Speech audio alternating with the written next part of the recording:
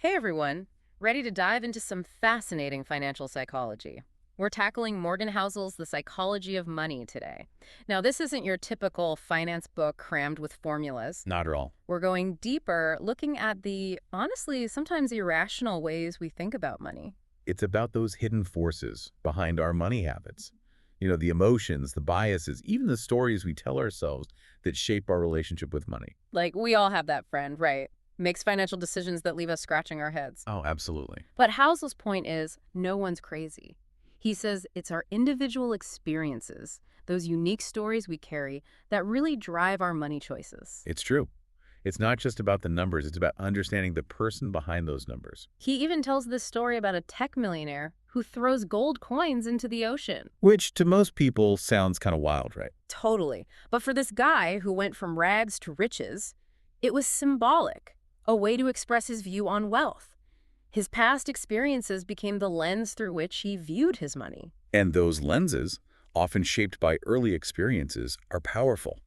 Sometimes they even overshadow actual financial knowledge. It's like those optical illusions where the same image looks totally different depending on how you look at it.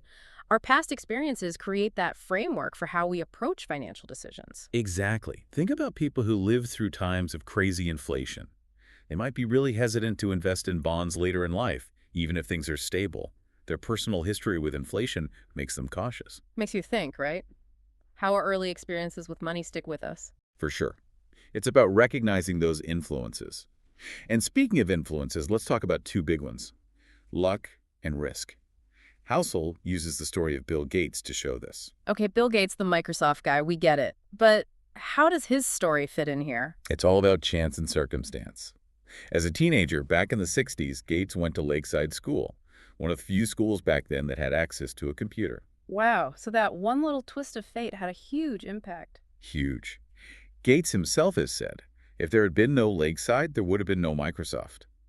But here's where it gets interesting. Housel contrasts Gates' story with his close friend Kent Evans. Okay, I'm listening. Who's Ken Evans? So they were best friends, both super bright, same drive, same ambition.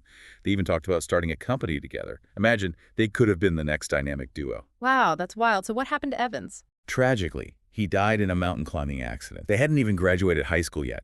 It really shows how luck and risk are intertwined. It really makes you realize that talent and ambition aren't always enough. Exactly. Gates, right place, right time with those early computers. Evans, he experiences the tragic side of chance. Same forces, completely different outcomes. Really makes you think twice about how much we credit to pure skill versus luck in success stories. It's humbling, right? Maybe we should look at both success and failure a bit differently with that in mind. For sure. It's a good reminder to acknowledge the lucky breaks, and also to have a little more understanding when things don't go as planned, for ourselves or others. It's about recognizing that life's complicated, a lot of things are outside our control. And that leads perfectly into Housel's next point, the danger of never enough, even when you seem like you've made it. He uses Rajat Gupta and Bernie Madoff to show this trap. Two very successful men, but ultimately driven to ruin because they always wanted more. It just shows that even those who achieve incredible success can fall into that trap. So let's break down their stories and see what we can learn. So we're talking Rajat Gupta, the guy who became CEO of McKinsey, and Bernie Madoff, a Wall Street legend. Both incredibly successful. What made them risk it all? It's like the poster children for shifting goalposts. Both fell into the trap of never enough. Gupta, he achieved a level of success most people can't imagine. But he constantly compared himself to those billionaires on Goldman Sachs' board. And that's what fueled his desire for more, which ultimately led to his downfall. Exactly. He felt stuck in the hundreds of millions circle, but he wanted desperately to reach that billionaire circle. It's a classic psychological trap, right? You achieve more, and suddenly your definition of enough just gets bigger. Like that saying, the grass is always greener. Always looking over at what someone else has, striving for this moving target of success. And that, my friend, is a recipe for misery. Because it doesn't matter how much you get, there's always someone with more. It's a game you can't win. That's a bit of a sobering thought. Makes you realize how important it is to define enough for yourself. That point where you can honestly say, this is it. This is enough for me to live a fulfilling life. Couldn't agree more. Contentment. That comes from within, not from comparing yourself to others, not from seeking validation from outside sources. And speaking of financial well-being, let's switch gears for a sec. Let's talk compounding. It's one of the most powerful, yet often misunderstood aspects of building wealth. Yeah, compounding. I've heard the term, but honestly, it always seemed a bit like magic to me. Think of it like a glacier, moving slowly, almost imperceptibly, but over time. It carves out valleys, reshapes entire landscapes. Compounding, it's like that. It works gradually, but given enough time, it creates dramatic results. Okay, I think I'm starting to get the picture. How does that play out in the real world with investing and all that? Let's take Warren Buffett. Yeah. Arguably the most successful investor ever, right? Did you know that something like 99% of his wealth was accumulated after he turned 50? No way. I had no idea. That totally changes how I think about building wealth. It's not about getting rich quick. It's about steady growth over time. Exactly. Consistent returns over long periods, that's what lets compounding do its thing.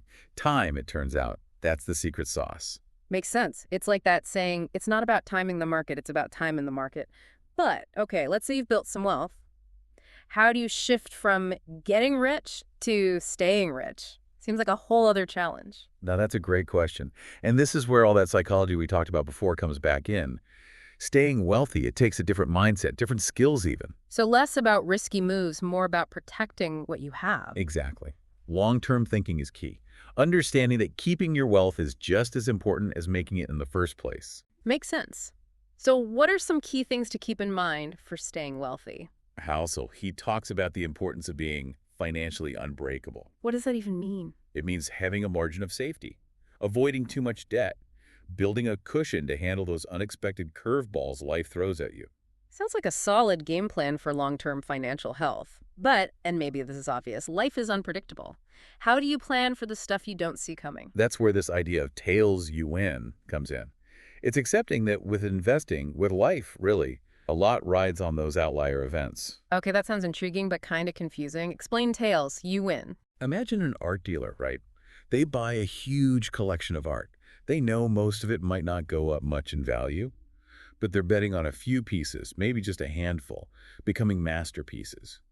Those outliers are what will make the whole collection incredibly valuable. So you're diversifying, accepting that some things will fail, but hoping a few will have huge payoffs. Exactly. You don't have to be right all the time. A few of those tail events, those positive outliers, those can have a huge impact on your overall success. And that applies to investing, sure, but it feels relevant to other parts of life too. Career choices, even relationships. Totally. It's like recognizing that a few key decisions, those tail events, often shape the trajectory of our lives. That's both humbling and empowering at the same time. It encourages you to take chances, but without being crippled by the fear of failure. Right. And that leads us perfectly to what Housel says is the biggest reward of wealth.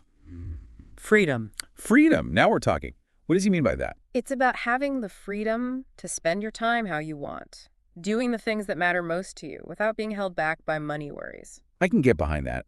It's not about just piling up money for no reason. It's about using it as a tool to create the life you want, a life filled with purpose and meaning. It's about having your money work for you, not the other way around. Yeah. That's what really hit home for me, makes this book stand out. It's a perspective shift.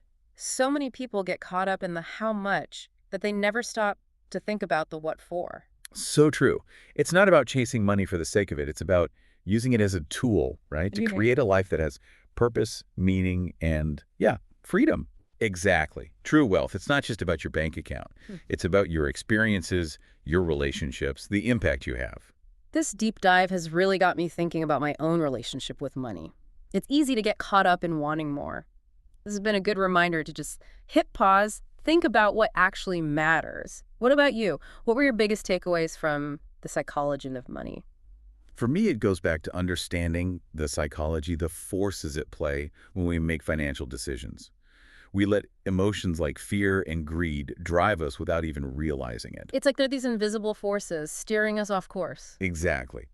Housel, he wants us to be more mindful, question our assumptions, make decisions from a long-term perspective, not just act on impulse. To be more intentional with our money, align our choices with our values. Something else I noticed, this book isn't just about, like, spreadsheets and stuff. It's about understanding people. It is. It's recognizing that we all have these biases and figuring out how to navigate them, how to make them work for us instead of against us. It's amazing how easily our own minds can trick us, especially when it comes to money, something so emotionally loaded. Totally. That's what makes this book so insightful, I think. It gives you a framework for understanding not just the financial markets, but yourself. When we started this deep dive, I thought we'd be talking about picking stocks, managing portfolios, all that. And while that stuff's important, this conversation has been so much more interesting. This human side of finance, that's the really fascinating part. Couldn't agree more. Really enjoyed exploring these ideas with you. Same here. And to everyone listening, we hope this deep dive has given you a new way to think about your own relationship with money. Remember, it's not just about the numbers. It's about the psychology, the emotions, the stories we tell ourselves about wealth and success. It's about aligning your money with the life you want to live and finding contentment along the way. Beautifully said. Well, that wraps up our deep dive into the psychology of money. But before we go, we want to leave you with something to think about. Think about the most financially successful person you know. Now ask yourself, was their success mainly because of their skill, or did they have a series of lucky breaks that helped them along the way? How does thinking about that change how you view your own journey with money? Until next time, keep exploring, keep learning, and keep diving deep.